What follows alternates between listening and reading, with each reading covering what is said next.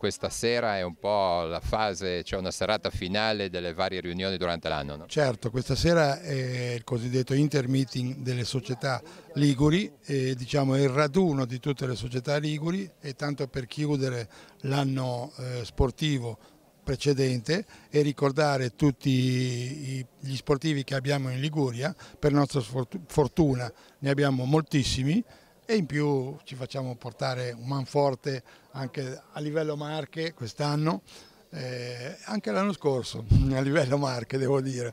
Comunque si vede che come regione le Marche danno un ottimo contributo allo sport italiano. La palla è davvero un piccolo gioiellino, è bellissima, sono rimasta piacevolmente colpita e c'è una realtà schermistica non indifferente. Benedetta Durando credo che rappresenti il simbolo della scherma di questa città, e ricordiamo che comunque la Liguria è un posto felice per la scherma, perché abbiamo una medaglia mondiale vinta a Verona, e non è a livello giovanile e non è facile, di spada non di fioretto, e poi a Genova c'è anche la sciabola, quindi qui in Liguria si pratica la scherma a 360 gradi.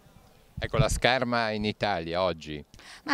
Chiavari, Rapallo, Genova sono delle realtà molto importanti nelle quali investire. Io mi auguro che le amministrazioni comunali tengano ben presente di quello che serve, e quindi dell'impiantistica sportiva, perché senza la struttura di base non si può fare assolutamente nulla. Dal punto di vista magistrale abbiamo degli ottimi tecnici, la scherma non sbaglia mai nelle occasioni importanti. Non a caso è la disciplina che ha regalato più medaglie d'oro allo sport italiano, che sta benissimo, continua a vincere, siamo reduci dagli europei, abbiamo vinto tantissime medaglie, e quindi bisogna rimboccarsi le maniche e fare tanto.